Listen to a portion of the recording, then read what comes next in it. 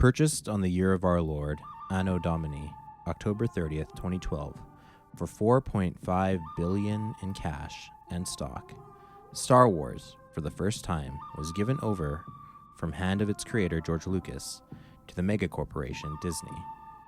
From this point forward, Lucasfilm would fall to the hands of its new president and ultimate authority over the franchise, Kathleen Kennedy, where it has remained until this day, almost 12 years to the day of its purchase. In today's episode, we'll do a critical examination of Disney's handling of the franchise. Is it better off, worse off, or about the same since they took the helm? You are listening to the Star Lords Podcast. I find your lack of faith disturbing.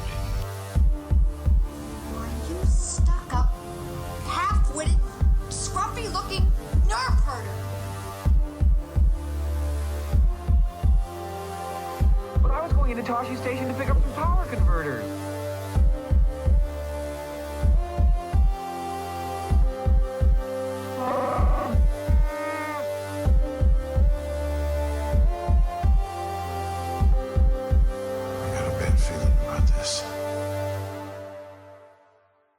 Before the Dark Times. Before the dark times, before the Empire.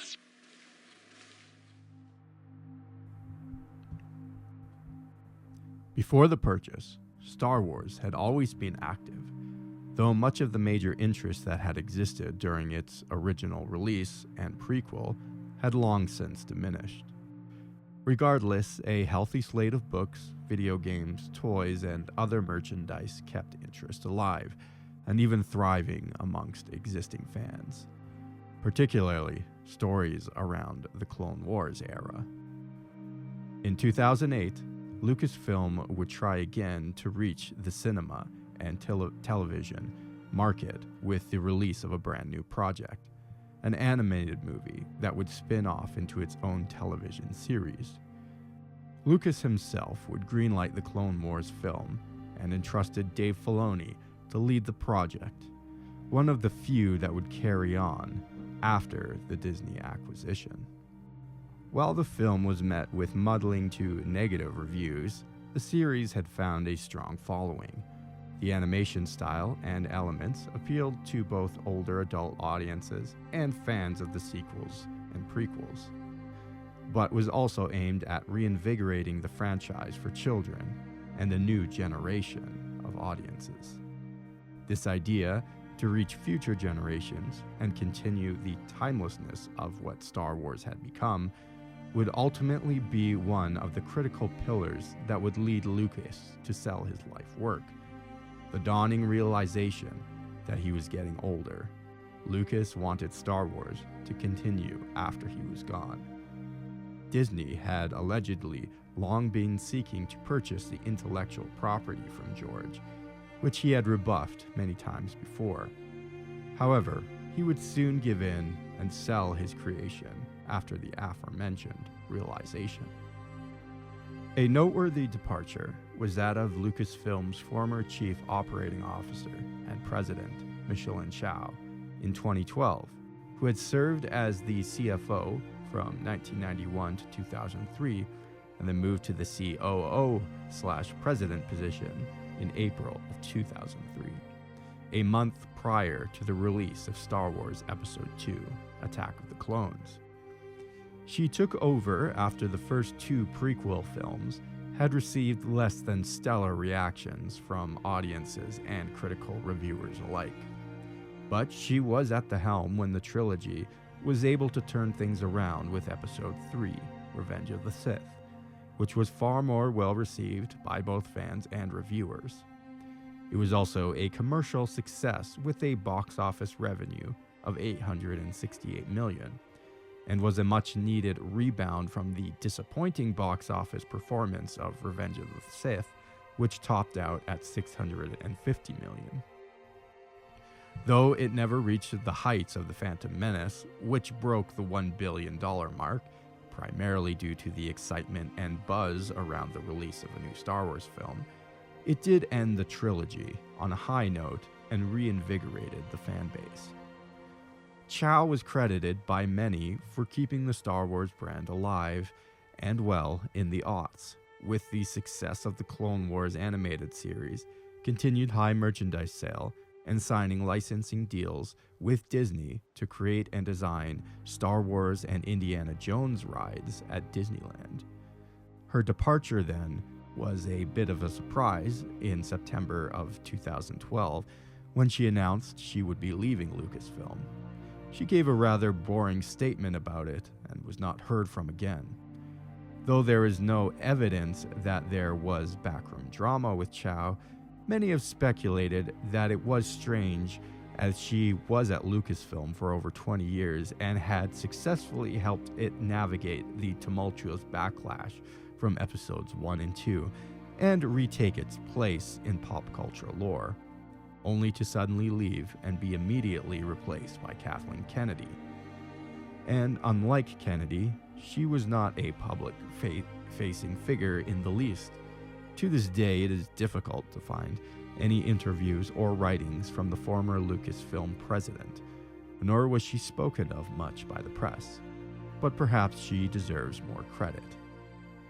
Kennedy now at the helm, and Lucasfilm with all of its intellectual property firmly in the grasp of Disney, a new and controversial era of Star Wars was about to begin.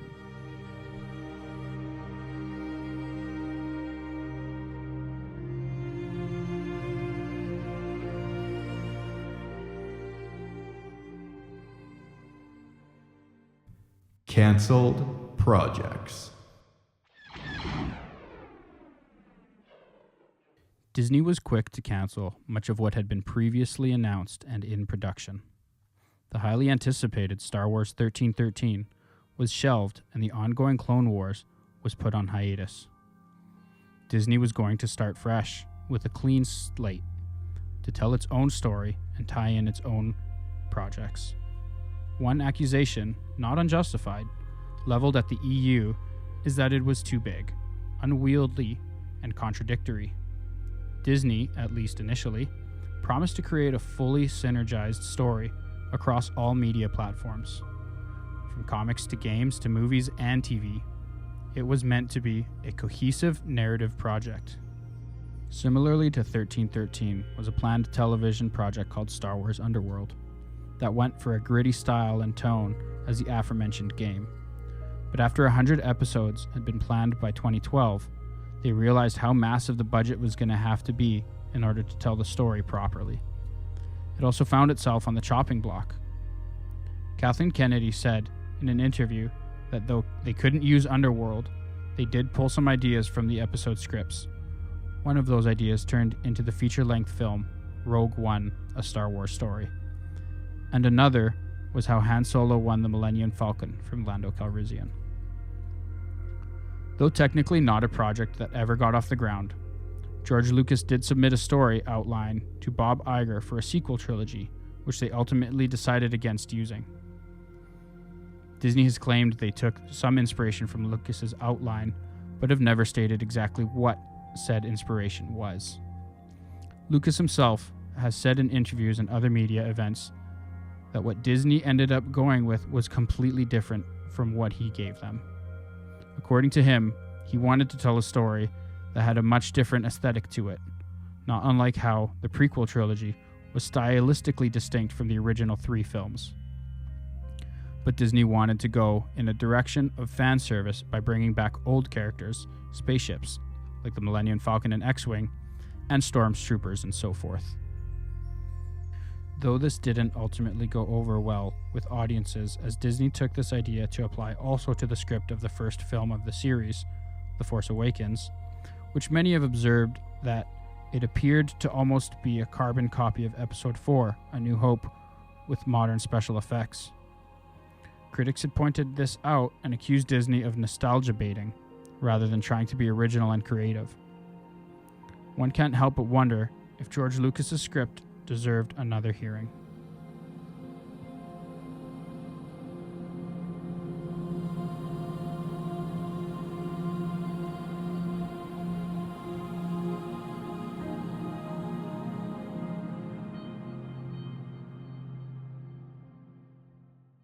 A new era.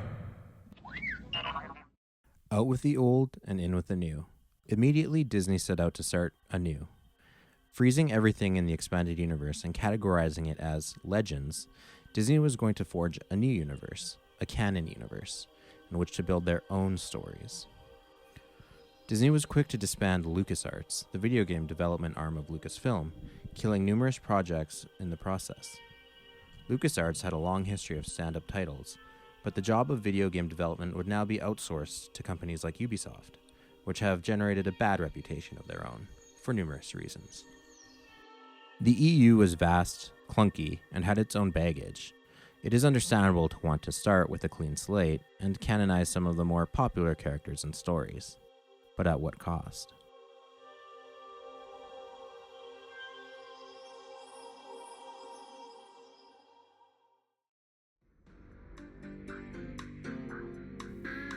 Now presiding over the case of Star Wars fandom versus Disney Star Wars, the Honorable Judge Jordan the Hutt. Representing the defendant, the self-styled Deveronian advocate, and paid with the best credits the corporate alliance can buy, Chris the Chiss. Representing the prosecution, the good people of the galaxy far, far away, and self-styled fandom, Frankie. Judge Jordan the Hutt will now read the charges. Order! Order! Court is now in session. Disney Star Wars is charged with failure to safeguard the vision, mythos, and intellectual property of Star Wars, fraud, attacks against fans and the people of the galaxy, political activism. How do you plead? Your Honor, my client chooses to deny all charges and pleads ignorance. The Disney Star Wars fandom does not recognize any authority above our corporate overlords. Very well, then. You have chosen your fate. The jury will now deliberate on the charges and determine a verdict. Court is in recess. Welcome aboard the Millennial Falcon. This is Christian. This is Jordan. We're currently outside of the Republic Courthouse to put together a case against our Disney overlords, and we have a special guest joining us today as well. Hey, how's it going? Thanks for coming aboard, Frankie. Appreciate you guys having me. Indeed. Hopefully this won't be too contentious. That's one of my issues, that we probably have a lot of the same opinions amongst ourselves. We almost needed someone here who's like a very big Disney stan. Yeah. Speak for yourself. Disney's but paying me to be here. I will do my best to play devil's advocate and try and give them a fair hearing. So. Indeed. But before we go ripping the mouse to shreds, let's first get into a little bit of housekeeping, guys. First of all of y'all who keep this bucket of bolts flying, we want to thank you. To all our patrons, all our supporting members. We also got a couple new ones. Andrew, and I believe his name is at Sushi. However, it's written in kanji, so best Google Translate could yeah, be. it's written in kanji. Is that the Japanese language? Yeah. Okay, yeah, the Japanese language. Thank you, man. International audience. That's awesome. And Japanese people are just awesome in general, in my opinion. Japanese culture is sweet. I want to be a samurai. Maybe a space samurai, Jordan? A Jedi? Yeah, like a Jedi. Excuse me. Sorry. Anyways, but if any of you guys wanted to support the show, for $3 a month, you can become a patron and you get access to all the bonus episodes. If you want to join our Jedi Knight tier, that's $5 US a month, and you get access to the bonus episodes as well as ad-free listening, which I know some people enjoy. They don't like having to skip through all the ads. Yeah. Well, got to keep the bucket of bolts flying. In any case, if you want to become a patron, that's how much you can sub for. We also do single episode buys on Patreon as well. And you can also do single donations via PayPal, starlordspodcast@gmail.com. We do take tips if you're so inclined. If you don't want to be set up on a monthly subscription service, you can definitely do that. We are also selling merch on Redbubble, so check out the description and you'll find all the links, all the necessary links to all the things I just mentioned. And you can buy some merch, some swag if you so choose. Also, a thing that helps us spread the show far and wide across the galaxy, rating and reviewing. So if you guys are so inclined, give a rate and review to the show and help us spread the message. You can also follow us on social media, get in touch. We love to hear from everyone. I'm slaving away on some more fan fiction here. You're not allowed to say that word anymore. Sorry. I'm laboring on pain of death. Yes. On some fan fiction audio dramas. So on for the patrons. So if you have some fan fiction you'd like to send us, go ahead and send it to us. We'll eventually we'll also release a free episode of fan fiction just so you get a taste. But not at the moment, but it will come. So yes, message us on social media, Discord, Instagram, x.com, Facebook, and email at starlordspodcast@gmail.com. Generally, in all of those, for Instagram, X, and Facebook, if you just search Star Lords or Star Lords Podcast, we should pop up. But if you need the link, you can go to the show description, and the link will be there, as well as the Discord link. Anyways, yeah, so we'd love to hear from you guys. We love hearing from the listeners of the show. Also, send us pictures of your Star Wars collections, like Lego, toys, cosplay, anything like that. We love to hear from that. Love to see that, rather. And also, as you know, we like doing in-universe ads. So if you got an in-universe ad script or audio recording, send it to us, and we'll throw it in one of the episodes. We'll pay you fictional money for a fictional ad. Yeah, we'll give you galactic credits. From the Galactic Empire, which has hyperinflated its currency. And defunct. Yeah. It's more of a token or anything. Yeah, it's like a collector's item, really. And it's completely digital. So, also, as always, any corrections or comments on any of our episodes, even any of our older episodes, anything in the catalog, definitely feel free to give us a shout. Or if you were unclear about something, give us a shout and we'll discuss it on a future episode. Anyway, back to you, Christian. You know what? Actually, to tack onto that a little bit, this episode is kind of like a free-form discussion, and we definitely want to have your input as well. So if you do have any thoughts or opinions, anything you think we missed when we're discussing the big debate about Disney's handling of Star Wars, definitely chime in. Let us know what you think. Do you love it? Do you hate it? If you are a Disney stan, why are you listening to us? I appreciate that you do, but it's yes. I want to get your perspective. I genuinely want to know what goes on inside your head. And this is me too. And this is also just a disclaimer before. Yeah, every now and again we get an email of someone upset that we trash the Disney stuff so much, and I don't even think we do it that much. Like, there are some shows and YouTube that are channels exclusively dedicated. They just, that is all they do. We don't exclusively do that. We give our snide remarks and whatnot, but we try to The point is to uplift what was already there before. Precisely. We love the expanded universe, the good, the bad, and the ugly, and we just want to highlight that and talk about that. But every now and again we foray into Disney, and if we think Disney did something right, we are not afraid to say that, and we have. The only problem is they don't do it enough. Yeah, exactly. But if you're gonna send us your emails and comments and complaining, just know nothing's going to change. Your complaint will not change the tenor of the show. Yeah. So. Now, if you want to have a justified debate as to why you believe Disney was right for this or wrong for that, definitely have a reasoned, well thought out argument. Absolutely. Yeah. Send that our way, because I definitely would like to hear it, and I would even read it out loud and be like, oh yeah, you actually changed my mind on this, if you can. So that is a challenge to you to do that. But if you're just going to complain that that's all we're doing, then it does nothing to change. If it's just like, I wish you guys wouldn't trash Disney. Well, sorry, this may not be the show for you. But if it is I disagree on this point about Disney, here's why. Blah, blah, blah, blah. Then that's totally. Or you're wrong about this, but you have a reason to back it up, even if your reason might be wrong, or we don't totally agree with it. Yeah, as long as it's a reasoned, well thought out. Don't just say, "Oh, you're wrong," but don't explain why. Yeah, absolutely. Yeah. This might not be the best episode to introduce me to your fan base, then, if that's the position you guys are taking, because I am not. You much love of Disney, right? No, sorry. Yeah, my bad. Yes, I forgot. They are paying me to be here. That's right. So I will be taking the pro Disney stance in all of my arguments. Things. regardless of their factual Legitimacy. basis. Yeah.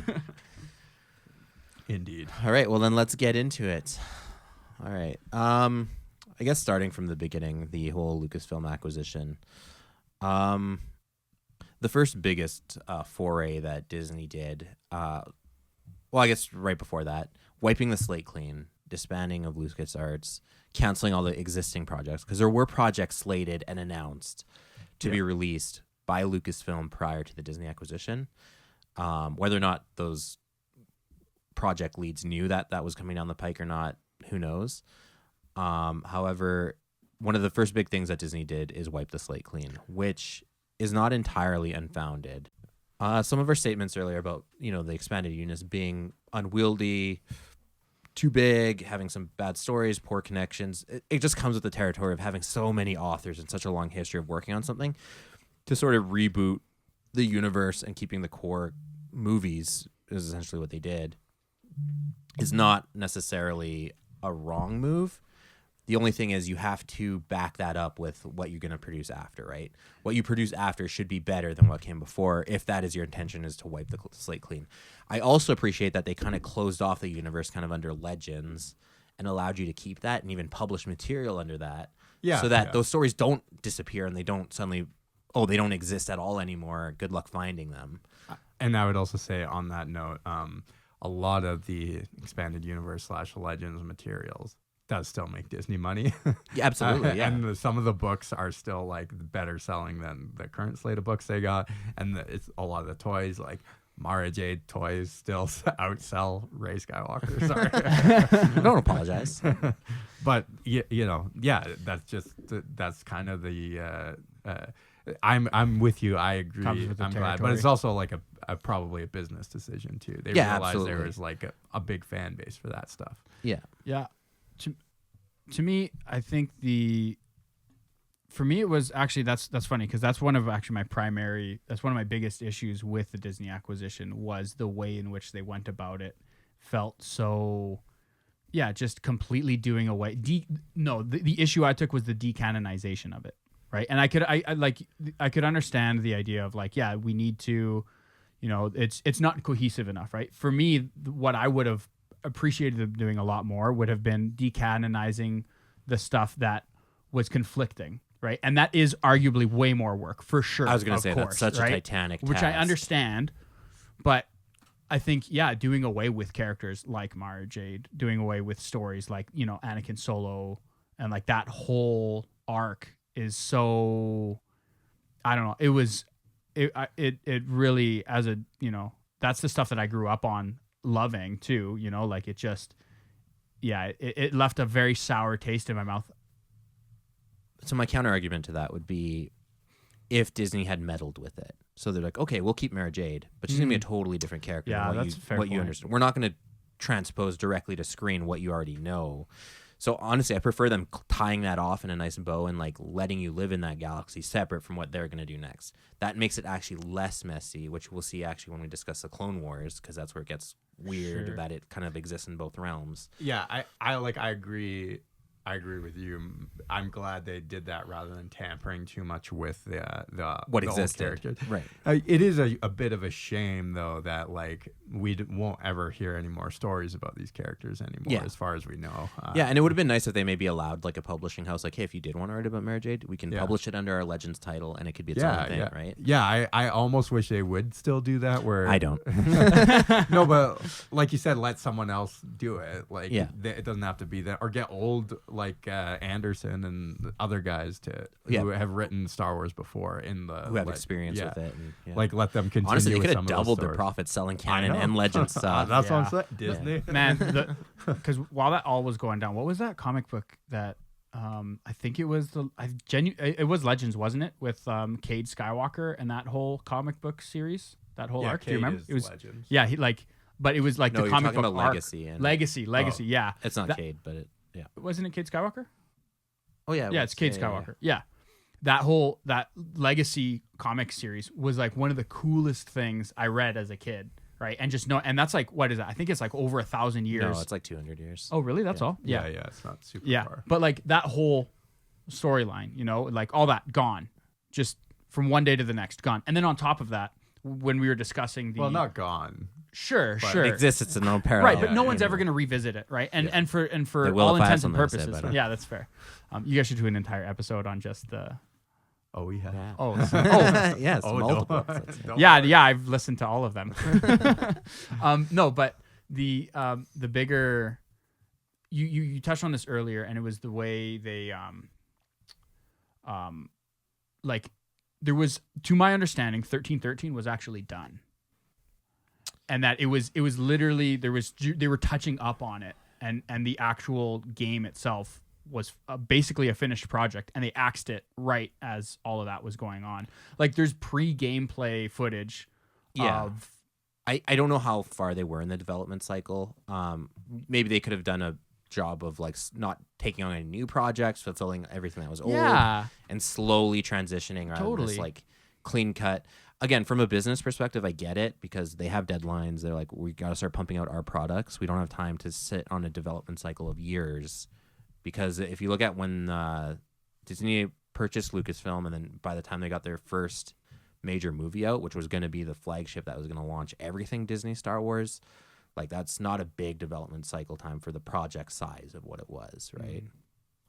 With the production, like you're buying a whole studio, right? So I can see why they were so quick to make that move. I do think it can be justified. Like I said, my biggest issue is like what comes after needs to live up to that legacy, right? And clearly that, in my opinion, hasn't been the case. One of the biggest characters in that is Mrs. Kathleen Kennedy herself. I don't know. We haven't talked much about her, mostly because we do stick to the EU. But yeah, she just inherited the position, being that she had a long history with Lucas and Steven Spielberg actually as a producer, and a lot of people point to her leadership. I think she was still working for Spielberg when she took over. Yeah. So it's not like she didn't have like rub shoulders with the greats. The question is, was she up to the task? Now, a lot of people want to deflect from that and being like, well, she manages the business side, not the creative side. But absolutely, if you're the one hiring your directors and like she pushes a lot of the politics behind what Star Wars is, and absolutely executives interfere with artists all the time, and every like from music studios to like movie studios, like there's no way there's no responsibility that in fact I would put most of the responsibility on her. Yeah, they're the one that green light certain projects, right? Exactly. And mandate what some of the content in some of those projects are going to be, anyways. Right, exactly. And they cast the vision and the general tone for the culture of the company. Totally. Exactly.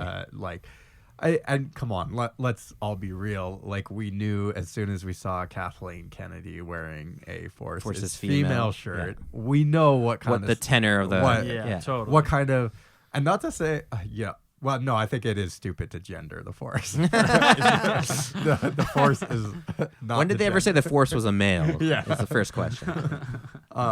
So I just think that's kind of ridiculous, and silly and absurd. But we knew there was going to be like a particular worldview, political tone, persuasion. that was going to be how is that not going to seep into the actual story writing? Yeah. No, absolutely. How many other studio heads do you see that their name front and center all the time?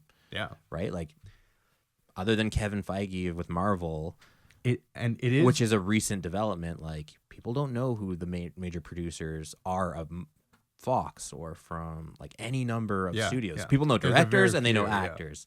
Very few executives. And there is something kind of strange about Kathleen Kennedy because like I don't know if it was her decision or Disney's decision, but like I mentioned, Micheline Chow, who was the woman who preceded her, was like very much out of the spotlight. Like almost no one even knew who she is, even knew who she was, right? But like there was a very deliberate choice to put Kathleen Kennedy in interviews, doing like media tours, that kind of thing. Like she didn't hide or shy away from the spotlight, and she put herself out there. And I don't know if that was like a PR attempt to try and get more women into Star Wars or something like that. Which I wouldn't even blame Star Wars for wanting to get more women into Star Wars. Make more profit. Yeah. Broaden the Touch into an audience. entire 50% of the demographic, right? Yeah, exactly. And that in and of itself is wrong, but to say that Kathleen Kennedy wasn't like, didn't her whole presence and way of doing things wasn't like influencing how Yeah, Star it's Wars absolutely were- naive Yeah. at the minimum, if not downright like Disney shillish at the absolutely. worst. So yeah, so definitely she bears a lot, if not most, of the blame here. But then the blame trickles down, the poop goes downhill, as you say. And it lands on the people that she chose to spearhead the project. So you move into like the movie series, the flagship sequel, like holding the same level, intended to hold the same level of authority in the Star Wars canon as the original trilogy and the prequel trilogy, the Skywalker saga, as they call it. Disgusts me to even call it that. Yeah. Heresy. But that is supposed to be the thing that launches this new era and be the stamp that Disney puts on it. And it is the most incredibly fumbled project and spearheaded by the worst. So to name some more names, J.J. Abrams being brought in, riding high on the success of his other reboots like Star Trek, for example, which, again, wasn't particularly respectful to the lore that came before it. And I'm not even a big Trekkie. Yeah. And I have my big problems with JJ. I believe he is a creative hack. Fight me, JJ. I don't hate him as much as you do, but definitely my opinion of him has dropped quite a bit. Especially And I know with you the were a Star Wars. fan of his with like back in the day when he was producing TV content. Like Like Lost and Alias and stuff were all really good. But first 3 seasons of Lost, but and I did enjoy the first 2 Star Trek. I do enjoy Star Trek, and the first 2 films were pretty decent, but I don't think he was involved in the third one, or less so involved in the third one. But I digress. Anyways, save it for your Trek podcast. Yeah, go ahead. Keep going. So JJ's whole, creative, quote unquote, creative vision is to just use the idea of story box, and that's so evident in his first outing with The Force Awakens. Mystery boxes. Mystery boxes, right? And it just seemed, it reeks of corporate consensus writing, and this will come back again even worse with The Rise of Skywalker. But even with this, it seems like he sat in a room with a bunch of execs and he himself has been quoted as saying like he was too scared to touch Star Wars. So he kind of like pitched the lowest bar, right? Yeah. We're just copy A New Hope. We know it's going to reskin. succeed, Yeah. right? And to be honest, and it did. It caught a lot of fans, and a lot of people now forget that they were on board. So this is actually something I wanted to get your guys' take on, because how did you guys feel after you watched it in theaters? When it had just Force Awakens. Yeah, Force Awakens. Furious. I was angry. I was fuming in my seat before the movie finished. Yeah, Jordan, what about you? I definitely didn't feel that way. I didn't have any super strong feeling. I thought it was like, oh, that's okay. I'm curious about where they're gonna go next. That's how he gets you. Yeah. I wasn't like The trick is there is no plan. Yeah, I wasn't head over heels with it. But so little was known. Like, I definitely felt more like how Christian felt like sitting in theaters with The Last Jedi. Like, that was when I was just fuming, watching this film, just butcher the whole series. But we'll get to that. We'll get to Last Jedi. Yeah. I remember going into it being so distrustful, but wanting it to be good so badly. And I remember sitting and I started out I'd be watching stuff and we're like, I would raise my eyebrows at different moments. And I remember walking out, feeling like that wasn't very good. But then talking to all my friends, everyone was like, this was so good. It what was are like you a talking mass about? delusion. And Yeah. That's And what made me angrier. Yeah, Is and I then- would look around, I'm like, did no one else watch the Yeah. same And thing then I as just I was watched? thinking think about was it, so good. I remember having multiple discussions with friends of mine who are in the film industry who were saying it was well done. It was so, and I just remember thinking to myself, being like, man, it felt like A New Hope. And I feel like I was one of the, I was trying to, collect my thoughts on it, and immediately seeing the parallels. And then the more I would sit with it, and then slowly, sure enough, as months kind of went by, you started seeing people's opinion on it sour. change, and I was like, okay, I wasn't just crazy. I wasn't just like I had a bad take on this. I felt like I was right. Yeah. You know, and then it was the more I thought about it, I was like, the more until finally I remember I was sitting in my house thinking about it because it like affected me for like a whole week, and my wife was like, "What's wrong with you, dude?" I was like, "No, the Something Star is Wars wrong, movie but was I don't know bad. why." Yeah. There was a disturbance in the Force, some might say, right? Yeah, I think you are right. Like by the time Last Jedi came out, there was a lot of revisionist history going on where people were like, Oh, it had always been bad. Yeah. This was clear. Yeah, I agree, but I do think I still hold that like of the three films, like Force Awakens is the best. That's, I would that's call it because the it's A least New worst. Hope. Yeah, but that's because it's A New Hope, and A New Hope is a good film that it's based on, so Yeah, it can't not be I good. knew Han was gonna die before it happened because I knew he was filling the Obi-Wan Yeah, trope. 100%. These were cutouts that were put in Yes. casting role. Like it just, I was angry. and it was very predictable. And I wasn't a fan of like the new Death Star, like another Death Yeah. Star. I know that part. That when I was in the theater and I saw that, I was like, I literally started laughing to myself. I was like, that's literally just a Death Yeah, Star. it's It's just just, another- it's the Death Star, but worse because it's bigger. You know, it just felt Yeah. so disingenuous. Now, I also don't want to let's not get in too much in the weeds with any one film because we do have a Yes, lot yeah. of. And I did so. Now, I did actually want to pose this thought because I don't want to just Disney bash this whole episode, right? Yeah. One thing I will say that The Force Awakens did do, the visuals, and this can be said, I think, through all three of the new films, was like the visuals were genuinely well done. Like that. Audio and visual was like, Yeah. but it was like state of the art. Yeah. Like And you so have much like money. $1 billion company backing Yeah. you. Yeah. Like just like, and you also have to remember that at this point, like the Marvel Cinematic Universe was Was in just full swing. like on fire. Yeah. And they wanted MCU Star Wars. Right. And actually, my biggest criticism I remember this coming out of Force Awakens when I first saw it. My biggest criticism was like, this didn't feel like Star Wars. It felt like a superhero movie. It felt like a totally. I could Marvel see that, movie. yeah. Like just the Even the quippy lines. yeah, and- the dialogue. I was like, that was like kind of my big. I remember and that that being my stays biggest with gripe. it all the way through. the 100%, whole yeah. trilogy. Yeah. And you know, they were just you know, like when people just try too hard for something, Yeah. and it's like you're trying too hard. It's like, not natural. Yeah, exactly. So there was just there was something kind of missing about it. But yeah, I wasn't.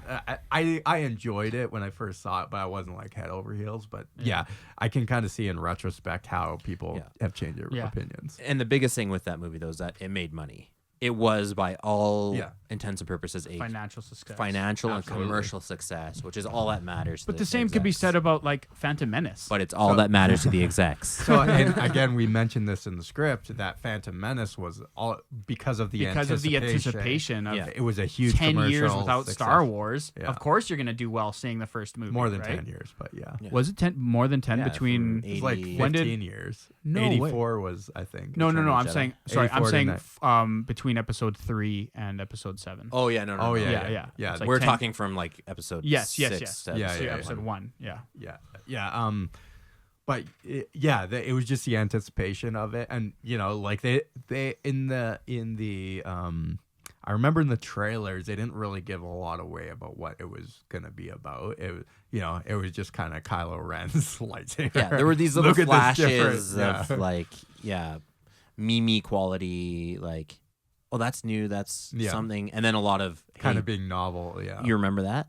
What's that? Hey, you remember that? You like that? You want more Millennium yeah. Falcon? Oh, Huh? yeah. You like the TIE Fighters? Yeah, You want yeah, more of yeah. that? No, the frustrating thing to me too, though, is that I think there were actually storylines in that trilogy that would have been actually cool. Like the biggest fumble, I think, is the story of Finn. He had an actual, and that's a storyline that we've seen before. As soon as I saw him, I was like, oh, that's just Kyle Katarn. Like as soon as I saw Finn, I was like, oh, they took Kyle Katarn and they reskinned him as Finn. And that's going to be his whole story. And they didn't go with it. Like they showed him with lightsabers the whole time. I was like, oh, he's going to be a Force user. None of that. They botched his whole story. And I was like, what? Like, and then there were actually redeemable storylines. And I remember too, like my biggest gripe was actually Kylo Ren and like his whole arc. Which is, some people argue, is like one of the better arcs in that trilogy.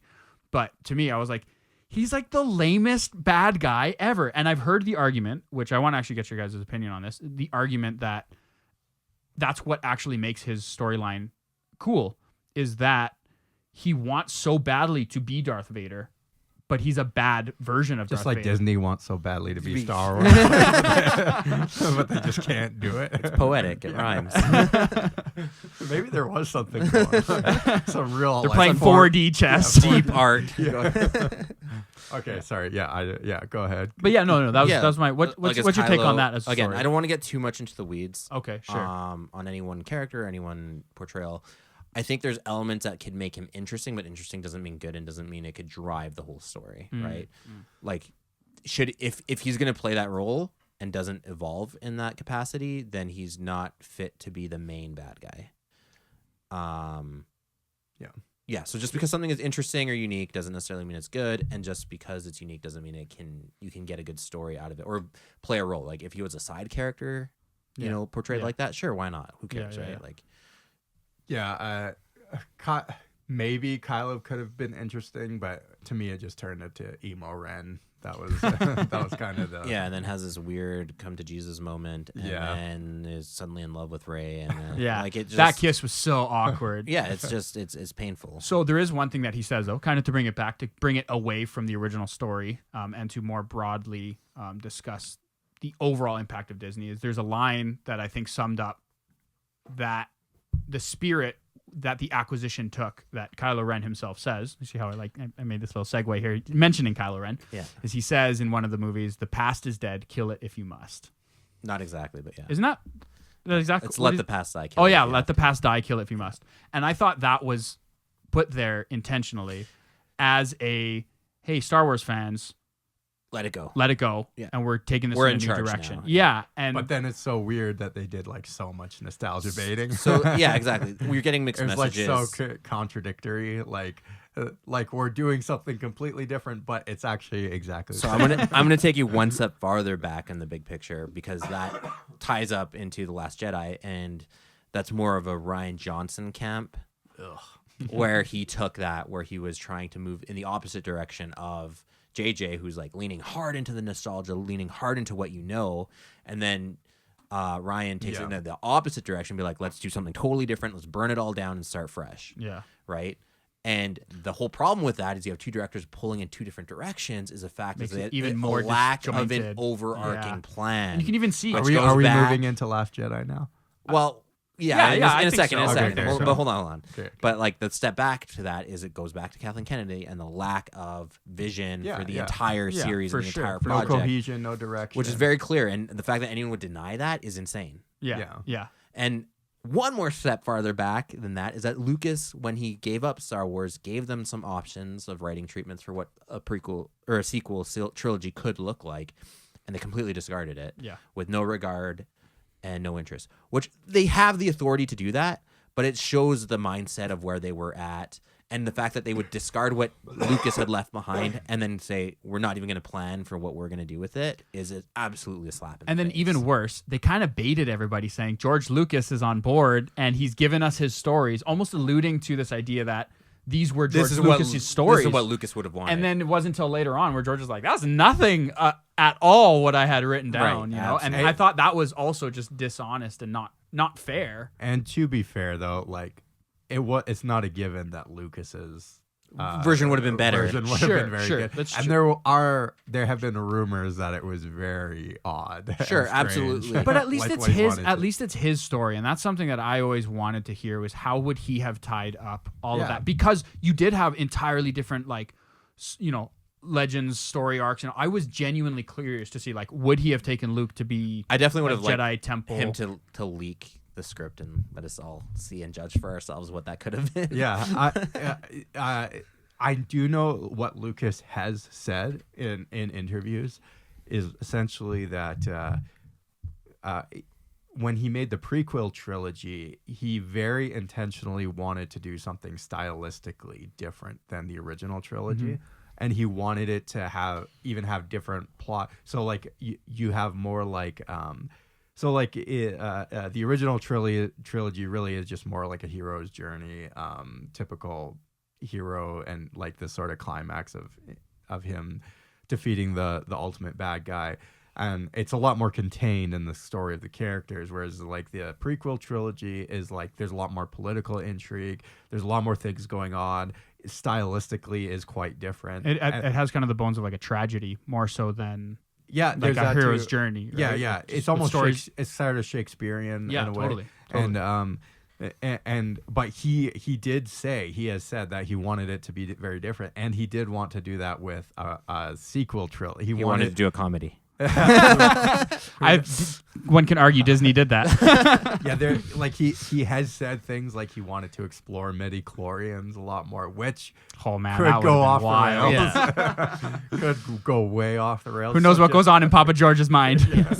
So there is just like Yeah, absolutely, that's fair. I'll leave Yeah. the door open to that. Yeah. That they just were not workable ideas and they just discarded it for those reasons. Yeah. But I do like Frankie said, the way they marketed that absolutely was completely with his name. They dishonest. just kept name dropping George Well, Lucas. I believe he served some sort of advisory or consultant that they used role. nothing that he advised. like, Like, you can he's tell gone he on, definitely got he's burned gone by on this. record saying Yeah. like No, I know what I gave them they threw away. None of that was me. You know. Yeah. Yeah. So, anyways, bring it back to zooming back in. Let's go back to The Last Jedi. Then Rian Johnson. Yeah, I'm sure you have a point.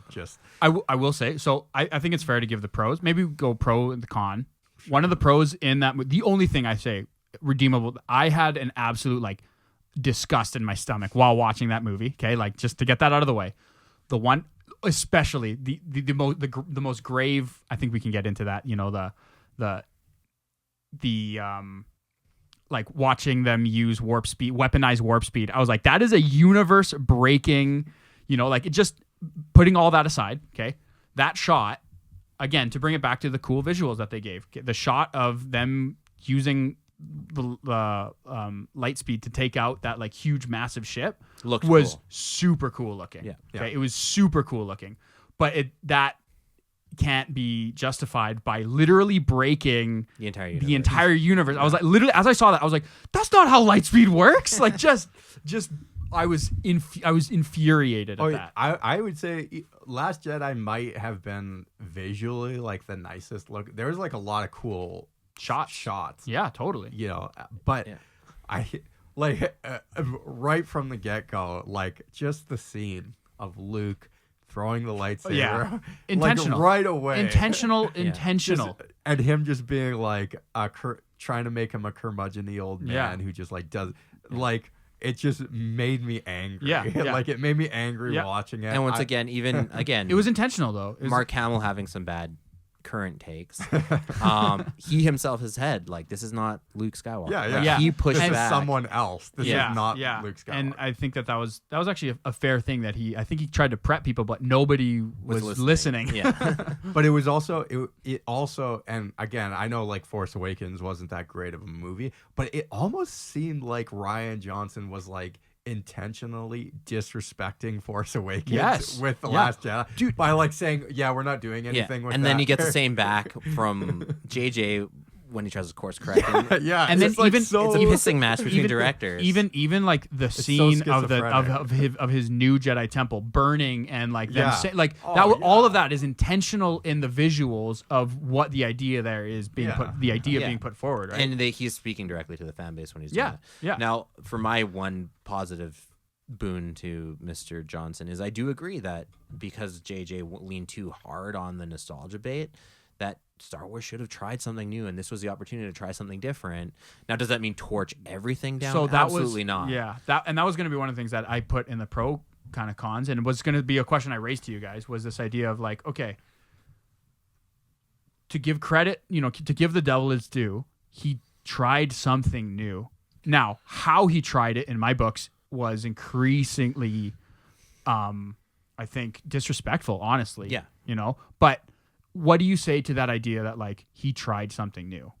Yeah, exactly. I want to give him props for trying something new, but just because it's new or just because it subverts your expectations doesn't mean it's good, right? Like if a chef poops on a plate and serves that to me after I ordered lobster, It subverted It's a my deconstructed lobster Right, because I ate exactly. lobster for lunch. Literally, Yeah. right? I'm not even joking when No, I say I know, that. that- That's what it's- it is. it's- yeah. So to then expect me to thank you for that after, I would be absolutely not. Yeah. It's not what I expected, but it doesn't make it good. Yeah. Right. No, And you yeah. could have done something unexpected and good. Yeah. That can also happen, but they chose not to do that. And that, I think, is evident by the introduction of movies like Rogue One, an actually good Disney Star Wars movie that came between the releases of 8 and 9. And this here is where 7 and 8. Oh, sorry, yeah. All the numbers. the biggest here's my biggest gripe, I think, is with the introduction of things like Rogue One and Andor and the first 2 seasons of Mandalorian, okay? To me, they prove that they actually have the capability, the money, and the writers to make high quality Star Wars content. They just chose not to with the trilogy and And whatever. not just a trilogy, because they had tons tons of other projects, stuff, The but- Book of Boba Fett. Oh man, Obi-Wan. Acolyte. I was so hyped for Obi-Wan, and it was so I had a watch party for Obi-Wan.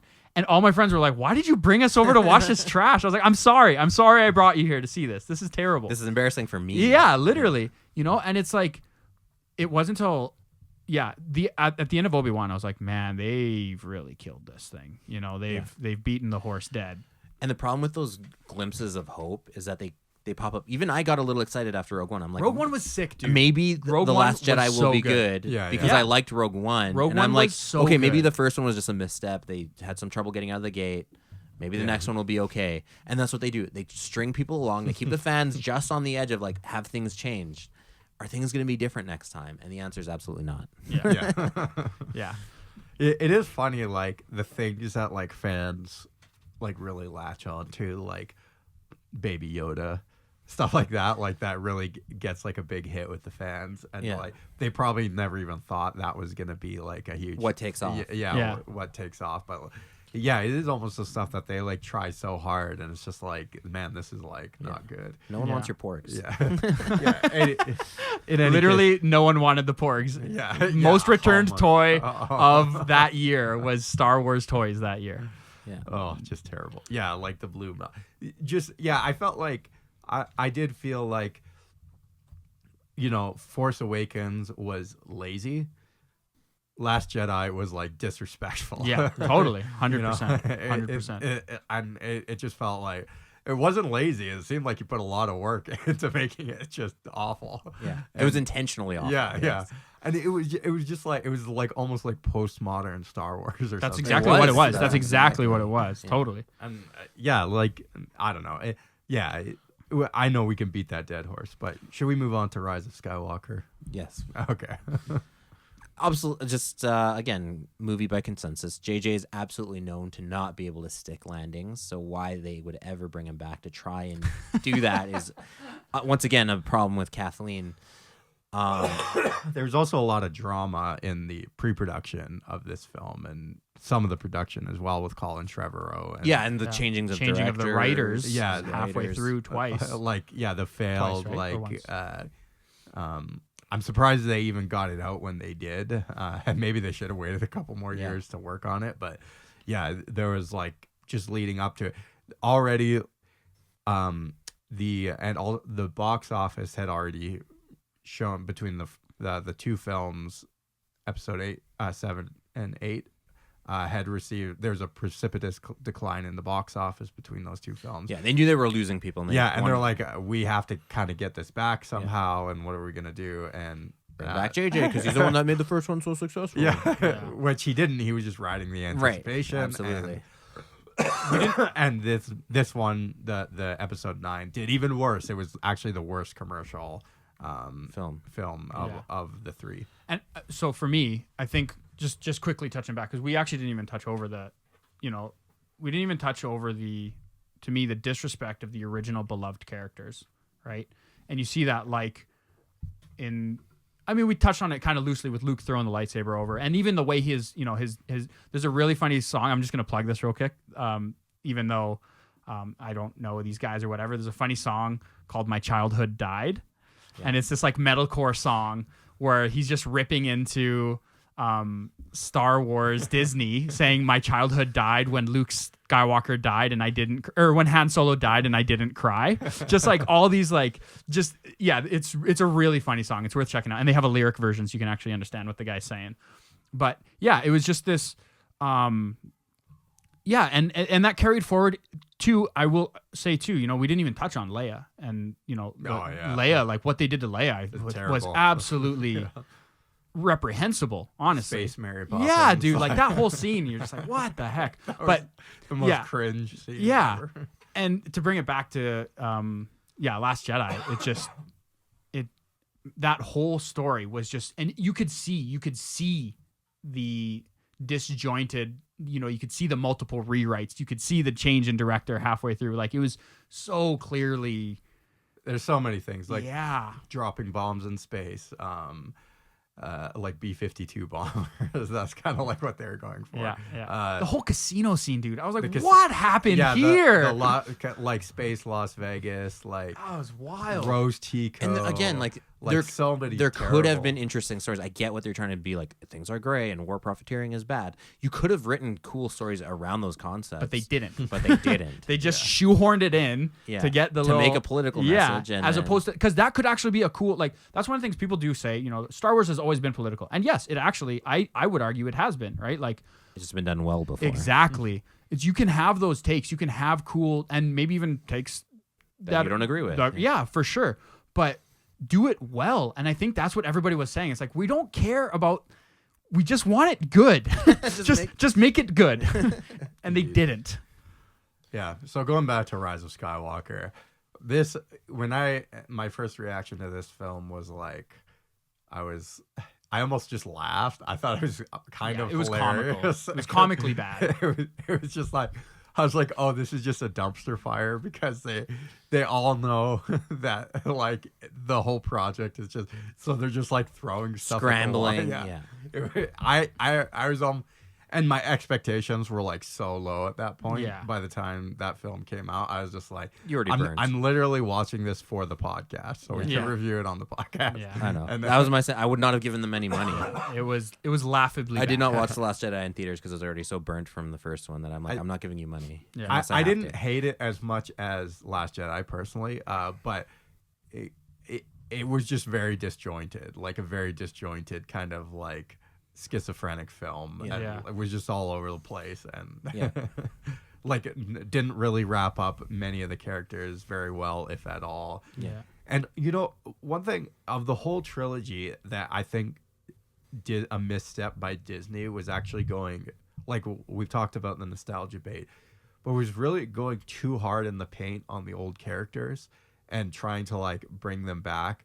And I think almost giving them too prominent of roles in the new film. If you actually just made like original characters and sprinkled the cameos throughout the films, it might have worked a lot better. And you wouldn't have risked making those characters look bad to the audiences who have a certain expectation of those characters. Well, I feel like that's exactly what they did with Rogue One, right? The cameo of Darth Vader at the end. I was gonna say that Darth Vader, Tarkin, Leia, were all in that film, but just sprinkled just throughout enough, the film. just enough to be like, that's a nice little nod. Exactly, like totally. It was like just enough to like, okay, they're doing like service to these characters. They're not butchering the characters. They have a whole new slate of their own characters that they're working on. You know, you don't have to knock down the old to raise up the new. Yeah, Jyn Erso's good. Andor's good. Andor's a good show, dude. Yeah. That was a good show. Saul Guerrera's like a cool character. Yeah. Like there's like and he's pulled from the old, like from the Clone Wars TV series. He's a deep take. And if you know who he is. So to go into another direction here with expanded stuff, the last season of Clone Wars was a Disney revisit, was it not? Yeah, it was a Disney show. Yeah. And that had such a good ending to it. Like I literally had a tear, roll down my, not going to admit that on a podcast actually. But yeah, no, like watching that whole story, like there was so much emotion in that, and so much of that was done right. It just made me honestly, everything, and it was almost it had become a point where it was honestly a catch-22 for Disney, because the better they did, the more angry I would get at the stuff that they would put out that was bad, because they proved the ability to, like I said before, write good stories, just Choosing releasing not to. Yeah, choosing not to. And it felt like And a just, choice. even if they did like a kind of subpar trilogy, the least they could have done is just make it a cohesive story. Yeah, and it that's just was the not a minimum. cohesive- Yeah. Especially with your flagship trilogy. The thing that's going to revitalize the entire brand. To have that flop as hard as it did and have so much back and forth and politics being played out, I think, on the screen was just, it set them up for failure. Yeah. And I would even say that even some of the character deconstruction started maybe even unintentionally with JJ in The Force Awakens, in that to reset the status quo, he actually did a big disservice to all the established characters to get them in where they are. Han's a failed father, the Republic's, in danger again. Like, it just... Yeah. Han and Leia are divorced. Right, it just pissed on their legacies. Yeah. And then the biggest crime of all is that the three of them not reuniting on screen is absolutely a horrific, unforgivable misstep. Moving away quickly from the movies, let's kind of touch on the other areas, because just like... Yeah, we got to get into those quick. Yeah, just like the movies, Disney's also involved, obviously, in the creative process of everything that comes out of it. So I just really wanted to talk briefly the TV series. What's a plural of series? Series. I think it's a series. Yeah, or TV shows. The TV shows have been a really big mixed bag. Yeah. Some of the hits you've mentioned are things like... Well, actually, before we get away from the movies like Han Solo 2. Oh, yeah. Another. I didn't not really even worth mentioning. Yeah. I didn't even know we were going to talk about that Some one. people really like that movie. No way. I've not met a person. It's not the worst thing that came out of Disney, but it's also botched enough that it put a lot of what would have been movies onto TV series, right? Yeah. It bumped them down because they screwed it up so badly. Yeah. Things like the Book of Boba Fett and Obi-Wan were supposed to be movies with like a full Two red of the carpet biggest I think premiere. fumbles. a Lando movie too. Was also talked about, and that's the Disney other TV whole. There's show. a whole other category of canceled projects. They've had the a lot. number of announcements they've made compared to stuff they followed through with. Just again speaks to the disorganization and mismanagement of the department. You don't hear that from other. Every once in a while, you get a canceled project, right? You get really hyped up. You hear rumors about a project, and then it gets canceled quietly behind the scenes. No one ever talks about it again. Yeah. But with Lucasfilm, it is constant. They announce a slate of things. You hear about directors getting fired or switched out mid-project. You hear about whole projects canceling or quietly disappearing that they have made official public statements about, right? Like, usually if the rumors get out, who cares? This might not actually go through. But with Disney, they're making announcements. This show is coming out 2025. Keep an eye out. And then next thing you know, it's gone. Yeah. And I'll say this actually does extend beyond just the Star Wars property. It's also like Marvel is suffering hugely. There's a lot of cancellations and rewrites and change of directors that are happening on the Marvel side too. So Yeah. I don't know what's going on at Disney, but they're like, all the shows, all the movies in all of Disney's projects are getting so expensive. Like they're just like way too expensive, and they're not sustainable anymore. Yeah, they're not going to give them any kind of return on investment. So they're in a bit of a pickle right now. A really big change of leadership too that we didn't discuss is somehow Kathleen Kennedy has survived all these changes despite her long list of failures. She must have had a good contract. I mean, they changed the CEO before they changed her. Of Disney. Yep. So Bob Iger switched over to Bob Chapek and then back to Bob Iger because they fumbled everything so badly in that time. So here's something I do want to bring up, because I do think, there is a little bit of consensus here that we all thought everything was bad, but to play the devil's advocate here and give the plight of those who I've had conversations. I work with a guy who actually really likes everything that Disney has just put out. And I am like, what world are we in that we are? And I've had discussions with him, and the take that they make, and I think it's something worth discussing, is this idea that I would rather have Star Wars than no Star Wars. That is absolutely the worst take I've ever heard. And I hear it for Lord of the Rings and every other franchise that's been butchered in the last 5 years. Yeah. No, serving up, again, if I go to a restaurant and I expect lobster at a seafood restaurant. Yeah, you don't want the deconstructed one. Right, exactly. I don't want someone to serve me up poop on a plate and I should thank them because I get to eat at Red Lobster, right? Right. Like, to me, that speaks to a level of consumerism that I didn't think was possible in people, that they have a loyalty to a brand.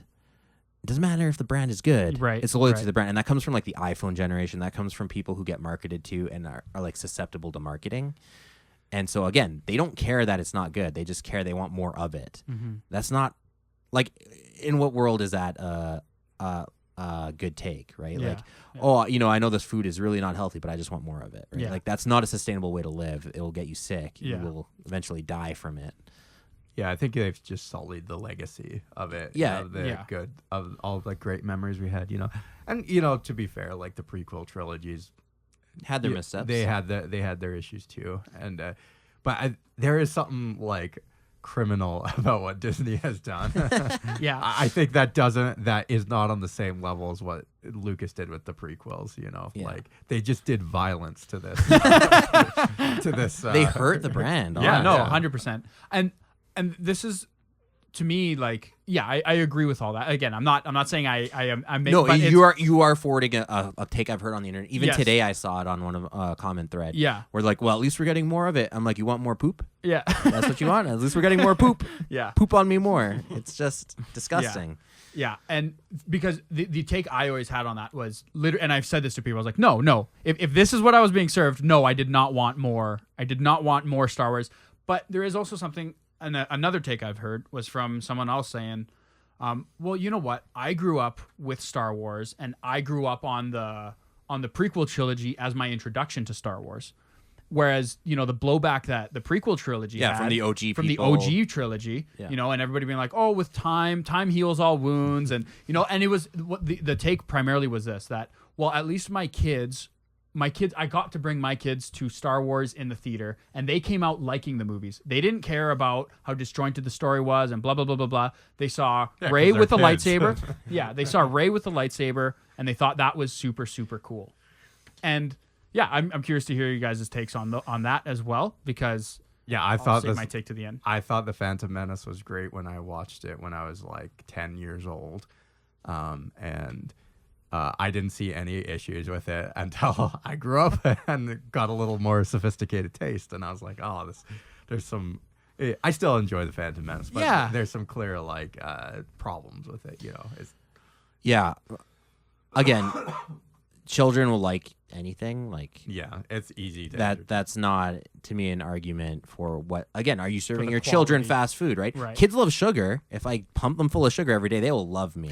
Am I a terrible parent for doing so? Absolutely. Not to say you're a terrible parent if you show your kids Star Wars, but the point goes from that, right? Like, Yeah. oh, well, my kids love it. Yeah, of course your kids love it. Your kids would love McDonald's every day, but you're not and, going to give it to like, them. are you gonna like elevate Blippi and Coco Melon to like Art? like art, like high art, like Right, Get exactly. out of here with that. Yeah. Like, Yeah, and Yeah. actually, I think that speaks to something. This is kind of way off left field, but I think it speaks to the degradation of what we expect from our children.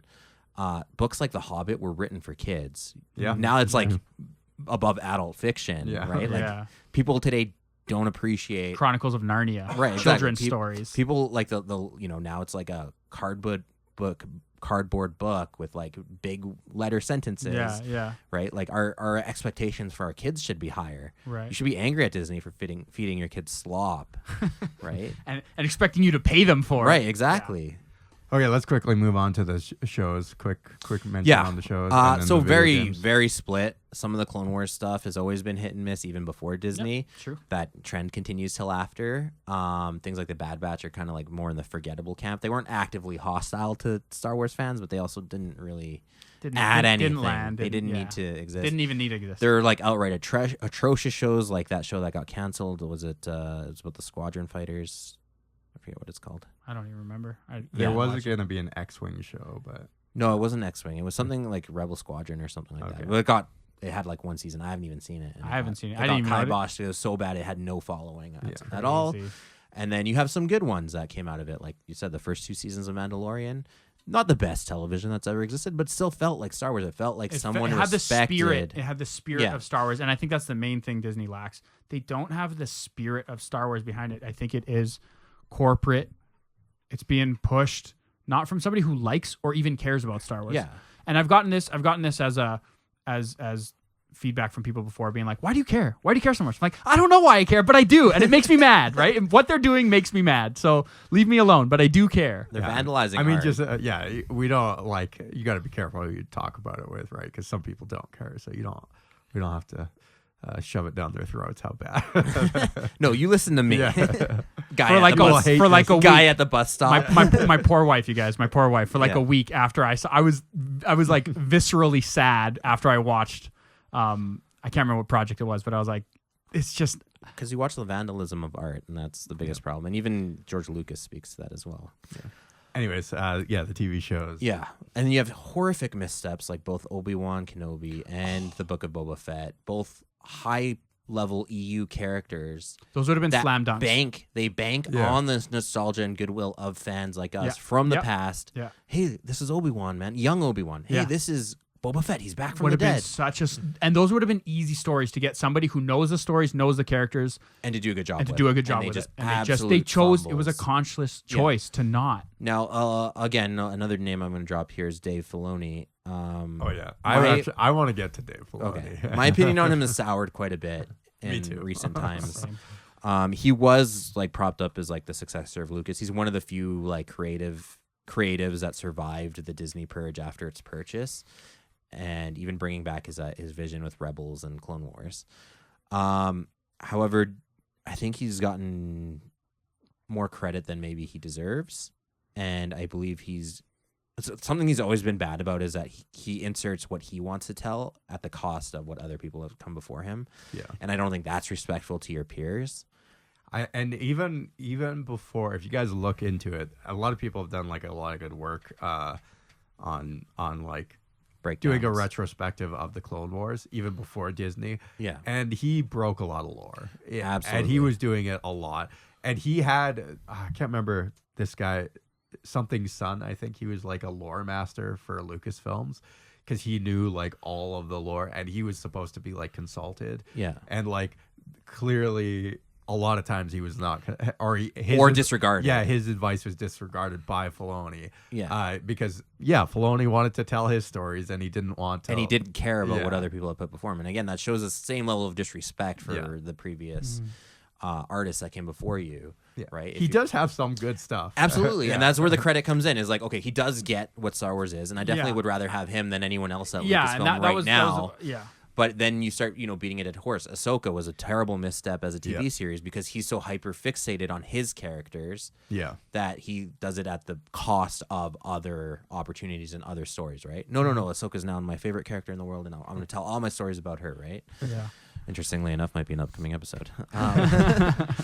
But yeah, so that's my issue with Filoni, is that he has more potential than anyone else, but at the same time, he has his baggage as well, and I don't think he lets the full vision of Star Wars come to fruition because Yeah, and he is the creative director of Lucasfilms.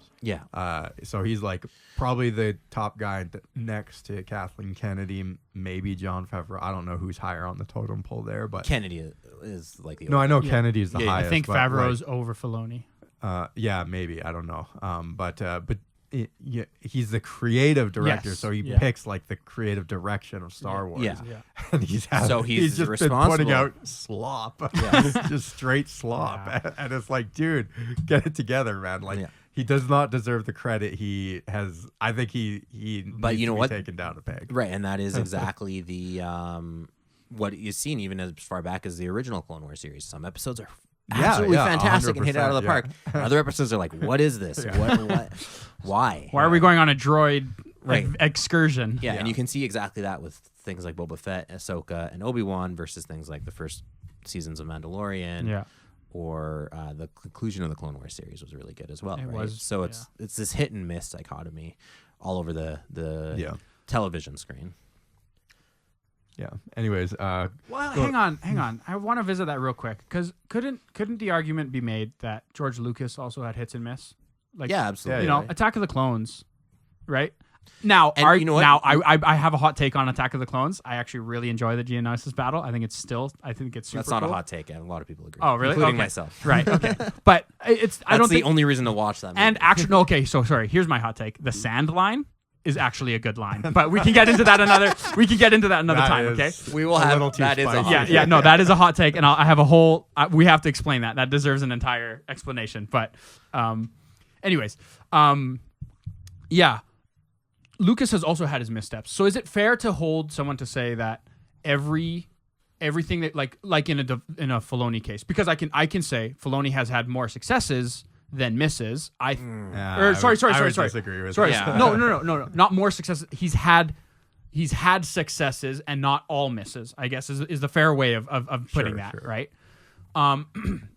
So yeah, like I don't know. What do you think about that? You know, Lucas had his missteps as well.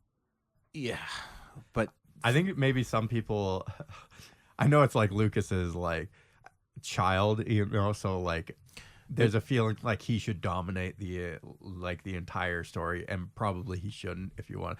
And this even happened in the original trilogy. There were people that came in to help Lucas make the story better because there was and like, the best of Lucas actually stuff that has been screened by someone else. yeah. Empire Strikes Back, different And director. He didn't direct it. And his wife was Yeah. very heavily involved in editing scripts, right? Yeah. So like Lucas is a good wellspring of stuff, but Yeah. as long as he has other people to tamper, He's an ideas man. right? Yeah. Exactly, and as long Yeah. as he's got that creative team to put stuff together, you can create a fantastic product in Totally. the end. And Maybe Filoni would benefit from the same, except Filoni, now being the quote unquote successor of Lucas, has no stops or checks, just he like has Lucas did with nobody episode checking. 1. Right. it does feel Right. like a Filoni. It just kind of runs- rhymes. Yeah, it does feel like he kind of runs roughshod, you know, like Yeah. he doesn't have anyone reining him in on what he's doing. Yeah, And it's- exactly. And even Lucas himself benefited from that. So Yeah. It's one person I was thinking of, and I know like you guys aren't super into like the Harry Potter verse, Yeah. but for some reason, like J.K. Rowling was able to put out like consistently good materials for like 7 books, her first 7 books. I heard like The Cursed Child is not that good. I never read it. But even like the new trilogy of movies that came out, the third one was like terrible. Yeah. But the first 2 were Mythical Beasts or whatever. yeah, the Fantastic Beasts and Where to Find Them were actually like pretty decent movies. But there was a whole bunch of drama that happened between the second and third film, and again, they lost like, a bunch of actors and stuff. yeah, like Johnny Depp, because he had his whole drama, and so that thing just fell into production hell, and I think that's kind of what made Screwed it it more a than bad anything. movie. Yeah, and it ended up just being a bad movie. And she initially had it slated for 5 films, and so the third film, you could tell it was just like really rushed to end, and it wasn't good, but.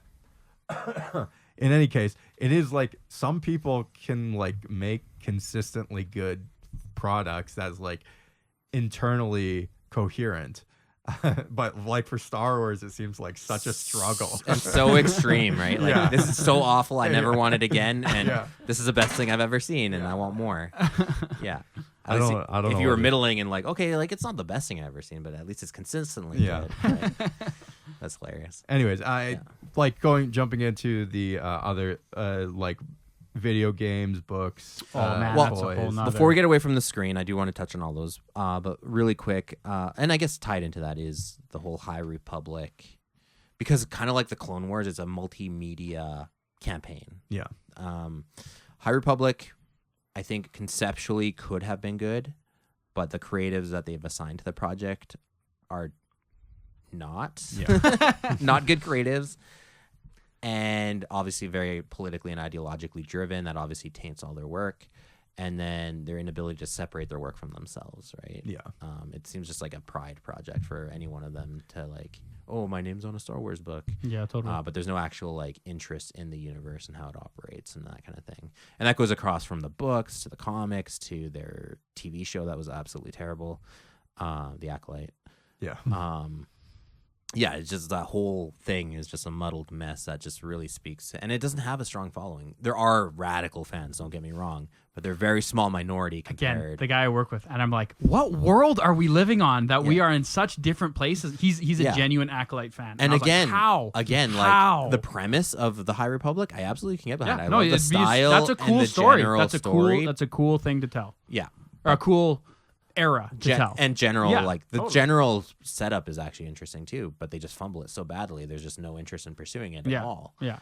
And that clearly shows in the fan base. It just doesn't have Just enough. doesn't Yeah, hit. I know. I see you, the 2 radical fans, but just because there's 2 radicals, it doesn't mean everyone else is interested. Yeah.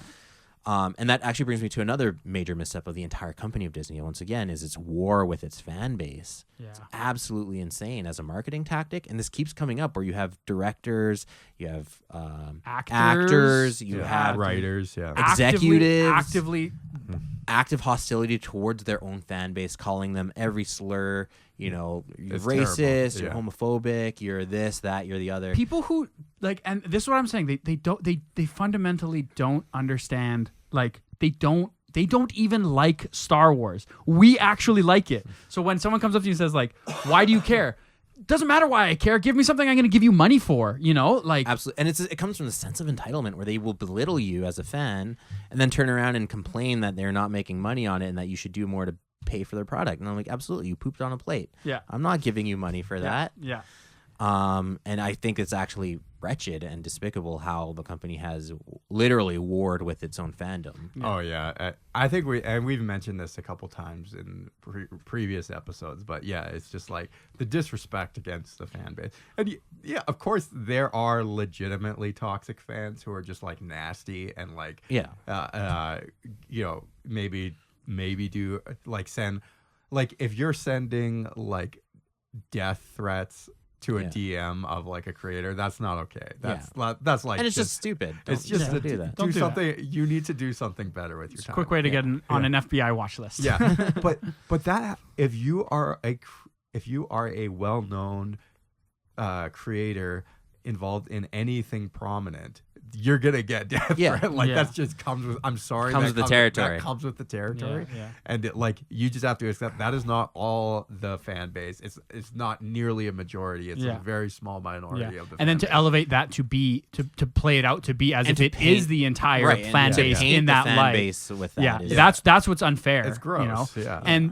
And like I mentioned this earlier, you know, it's like I was past tense a Star Wars collector, you know, would collect toys and like all this stuff, and it's like the people who are gonna give you the money on your merchandising, the money on your, you know, on your all this kind of stuff are the people who they're insulting, are the people who like they're the ones that put Star Wars in the position that it was to begin with, you know. And I think the part that confuses me is I wonder if it's like if they genuinely think what fans wanted was what they gave them with all of these cameo stories and all this, you know, and it's like they fail to see how bad it is. Like I don't understand if it's just a, you know, arrogance problem. Yeah, it's like, you know, getting high off of your own, you know, farts, you know, to where it's like, yes, this is high class art. How could you not like it, you know? And it's like I don't know. I think the excuse they always resort to is like we're trying to break into new demographics, right? Like we're trying to get people that aren't normally Star Wars fans. Quit it. You know, but there is a limit to that, and everyone should accept there is a limit to not that. everyone is going to like Star Wars. Yeah, you're just... and you're actively making people dislike Star Wars. Yeah, exactly. The people who used to like it. You have to do a calculation. If I'm going to do this project and it's tailored towards typically non-Star Wars fans, is that project going to alienate more fans than I'm going to bring in? And if it is, then you probably shouldn't do it. Yeah. And there are also good ways of doing that, of reaching into new demographics and stuff. Like Mandalorian. Yeah, like there's tons of people that got on board because they like cute things, or they like even a TV series. Like I wouldn't go to the movie theater, but I'll watch it at home, right? Totally. So there are good ways to execute that. You could do like a like anime like girl show Star Wars that's tailored towards like preteen girls. Just don't tear down everything else that exists just to make it happen. I know. It's there's a better way to do it. Yeah. Really quickly on books and comics. Books have actually been hit and miss. I think there have been more some good misses. comic runs, some bad ones. Yeah, but I some actually good quite ones. enjoy the Vader series. comics. Oh yeah, very good. Pretty sweet. Man, that's what the whole show should have been. Right, The exactly. Obi-Wan show could have been so Yeah, sick had yeah. they all they had to do was show Vader like tearing people in half at the height of his ability and being a total badass, and have Obi-Wan, you know, the shell of himself. Like I think the biggest travesty in that show was having them meet. If they kept them separate and it was kind of a cat and mouse I don't like know if I episode, totally agree. I have a bit it of a undoes different take it. on It that undoes show, it. but- We'll save it for the emotional- Obi-Wan it review. Okay, all right, that's fair. It just last word on it. It undoes, in my opinion, the emotional height of the last conflict between Revenge of the Sith and then the final conflict in A New Hope. It undoes. It completely undoes that. The problem is with this mixed bag again of comics and books is like there's no incentive to go out and seek that material if your flagships do so terribly. So again, it goes back to that main franchise. Like, if I no longer care about Disney Star Wars and I'm no interest in it, I'm not going to go hunt down the one good book that you produce. I'm not going to hunt down the good comic series you produced. If anything, it will repel me from giving your company any money because I don't want to incentivize the bad with the little good that I get. Totally. Yeah. And that's the biggest issue is, like, again, you have some creative potential, but it's more misses than hits at all across the board. Yeah, 100%. And I'm just like, it's so weird because, like, even when, like, the new slate of films was announced, I was, like, excited. I was, like, ready. I was like, okay, let's do this. But now I'm just like, anytime something new Star Wars is announced, It's a write-off. I am not excited, and I'm just like more crossing my fingers, hoping it's not going to be terrible. And then you're like, oh man, why do I have a Star Wars podcast where I have to review this stuff? yeah. Yeah. No, I'm at the point where I just expect it to be bad, and I will be pleasantly surprised if it's not. But it sucks because there is like some like that anticipation. I miss that. Like, Yeah, being totally. excited about it and Totally. thinking about it, and Yeah. it kind of kills that. Yeah, 100%. Oh, it's completely it's been dead for me since the beginning. Yeah, yeah. and- Video games, real quick. Yeah, real quick, let's What's it? The newest one that they called? It was just an absolute Outlaws. Oh man, have you seen any of the? I haven't played any of those games. So- Jedi Survivor, the first one, sweet game. Like, it was super fun, super cool, like innovative. I would even say, you know, it wasn't just a color by number kind of. It was a cool story. It was fun. It was cool. Yeah, but that latest one, man, was just So once again, I think Jeez. overall it would be hit and miss with video games. Some have been pretty okay, and some have been pretty garbage. Most have been garbage. The thing is, though, and I will say, just veering off a little bit, is that this is mostly putting Disney on trial, and Disney didn't produce those games. I know. They outsourced a lot of their game development to third parties, Like EA and stuff, and yeah. Ubisoft, Ubisoft, who already have who- their own baggage. Yeah, and who is already We facing could do a their whole own- episode yeah, on them. Yeah. But outside of that, it's Disney's fault that they dismantled LucasArts, who was the flagship video game creators for, and they had some crazy hits. Oh. Yeah. And to dismantle them and then outsource it to third parties, and you're going to get that mixed bag of games because your new content creators are a mixed bag of companies that are giving you this stuff. Like you said, everything from Jedi Survivor, Battlefront was met really negatively at first, mostly because of its associations with Ubisoft and the monetizing and all that stuff. EA. EA. But it did eventually grow into like, okay, it was a decent game actually. Yeah. Actually, right now, a really great game that I'm playing is just on your cell phone. I wish Disney would give me money for this, but they won't now after this episode. Is Told you I work for them. I'll the I'll Star hook Wars you up. the Star Wars Hunters game, which is kind of like a what is that really popular? Pokemon Go? No. It's like Oh. Valorant or like one of those. Oh, like, no way. Team shooter Yeah, types yeah, like Rainbow yeah. Six.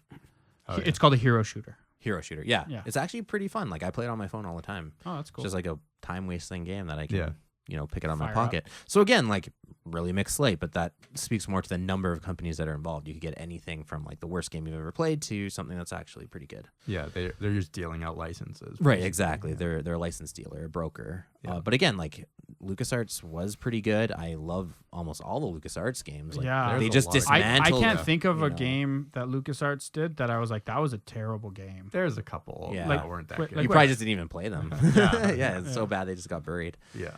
There's a couple kind of lame ones, but I mean, They were more good than bad. For sure. I agree. I Yeah. think it was like And I still play those games. Yeah. I pick Yeah, up those old Yeah, games. no, I just re-downloaded. What's it called? Jedi Academy. oh nice. Yeah. Oh man, that was such a Great, good yeah. game. All the Jedi Knight games were Yeah, awesome. amazing. Yeah. Yeah.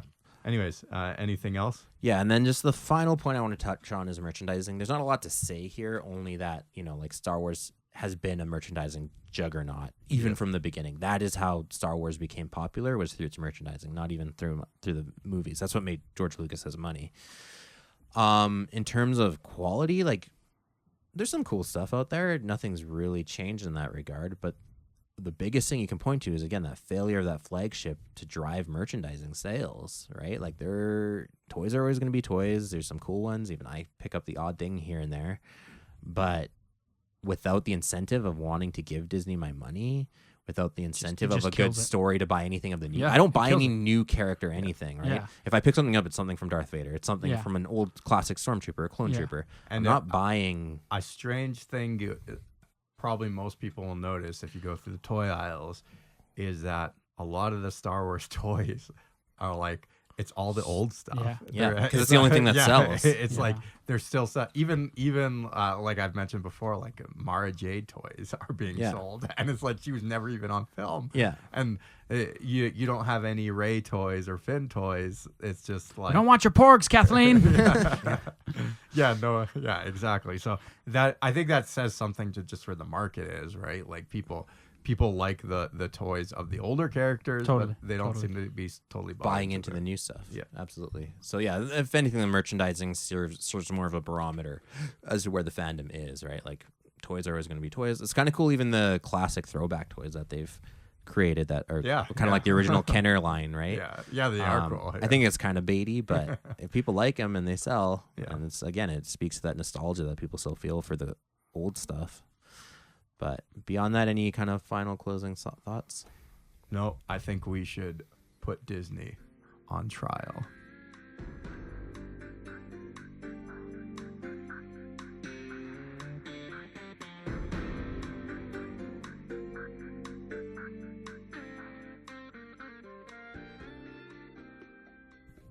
All rise for Judge Jordan the Hutt to deliver his verdict. Rogue One. Charges abstained. Andor. Charges abstained. Clone Wars. Charges reduced. Verdict. Disney's Star Wars is found guilty on all other charges.